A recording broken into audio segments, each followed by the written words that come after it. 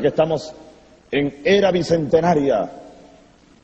Nosotros tuvimos la osadía de fundar un movimiento dentro de las filas del Ejército Nacional de Venezuela, hastiados de tanta corrupción, y nos juramos dedicarle la vida a la construcción de un movimiento revolucionario y a la lucha revolucionaria en Venezuela, y ahora en el ámbito latinoamericano. Eso comenzamos a hacerlo el año bicentenario del nacimiento de Bolívar. Pero veamos que este próximo año es el centenario de la muerte de José Martí. Veamos que este año que viene es el bicentenario del nacimiento del mariscal Antonio José de Sucre. Veamos que este año que viene es el bicentenario de la rebelión y muerte del sambo José Leonardo Chirinos en las costas de Coro, en Venezuela, tierra, por cierto, de los ascendientes del prócer Antonio Maceo. Veamos entonces que como que el tiempo nos llama y nos impulsa. Es sin duda tiempo de recorrer de nuevo caminos de esperanza y de lucha. En eso andamos nosotros.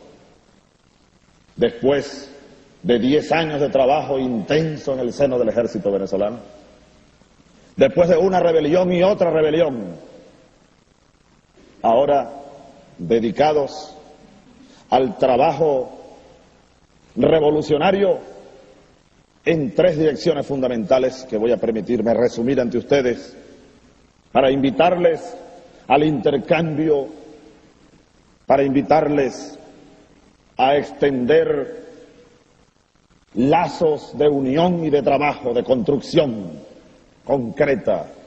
En primer lugar, estamos empeñados en levantar una bandera ideológica pertinente y propicia a nuestra tierra venezolana, a nuestra tierra latinoamericana, y es la bandera bolivariana.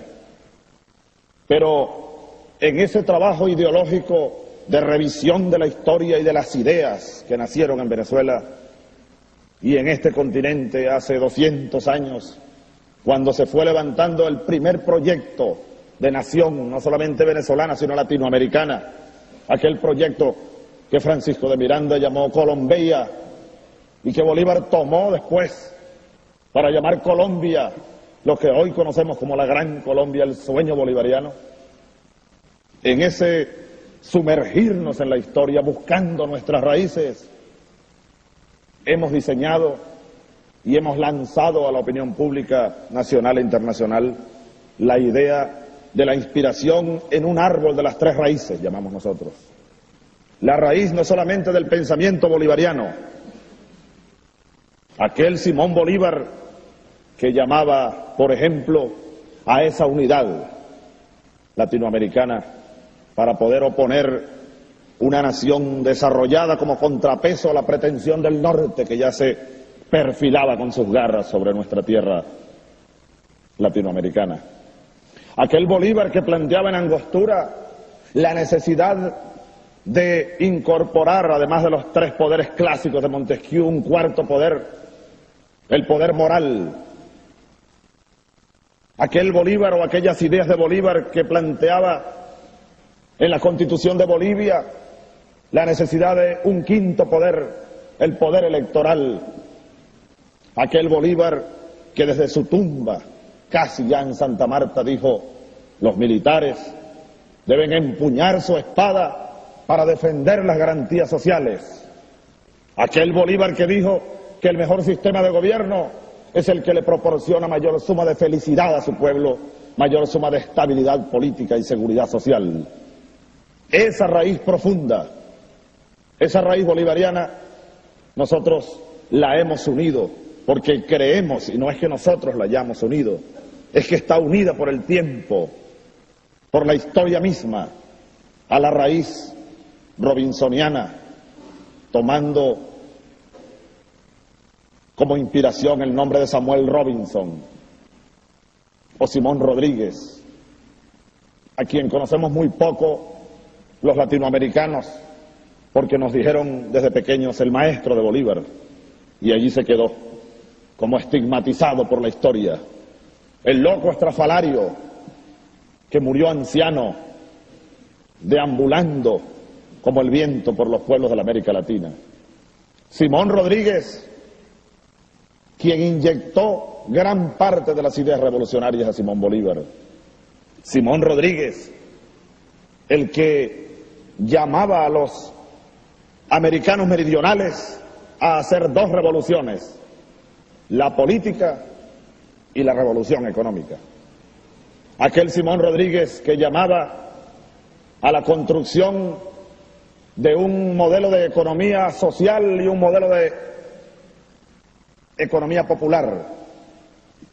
Aquel Simón Rodríguez que dejó para todos los tiempos de América Latina como un reto para nosotros aquello de que la América Latina, en ese tiempo América Meridional en el término, no podía seguir imitando servilmente, sino que tenía que ser original, y llamaba a inventar o errar.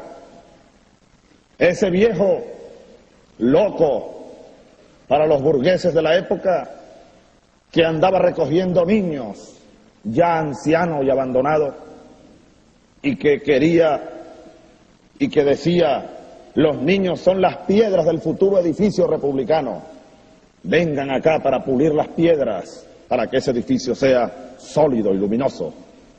Aquel viejo que ya al borde de la tumba se dedicó a construir velas, y cuando alguien le preguntó: ¿qué hace usted construyendo velas, maestro?, dijo: es que no consigo otra forma de darle luces a la América.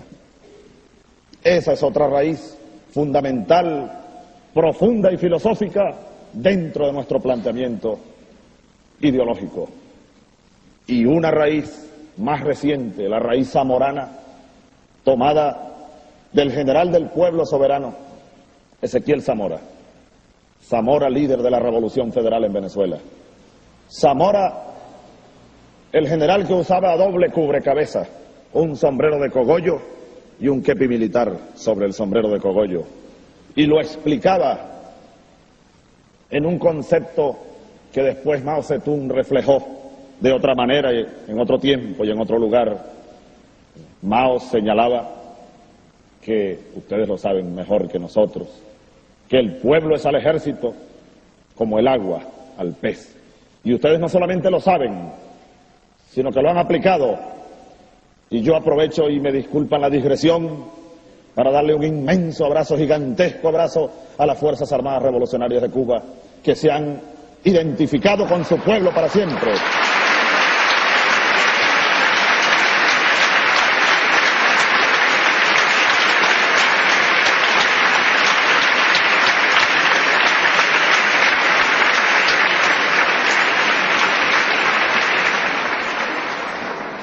En muy pocas horas nos vamos, y digo nos vamos porque con nosotros o conmigo anda el teniente Isea Romero, teniente de paracaidistas y de blindados,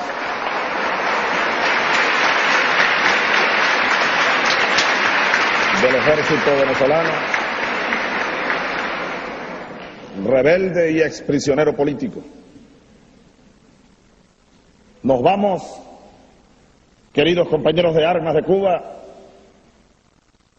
convencidos, a pesar de lo poco que pudimos ver, de que ustedes sí aplican eso, que están, como el título de una buena obra de un estudioso del tema panameño, están como pez en el agua.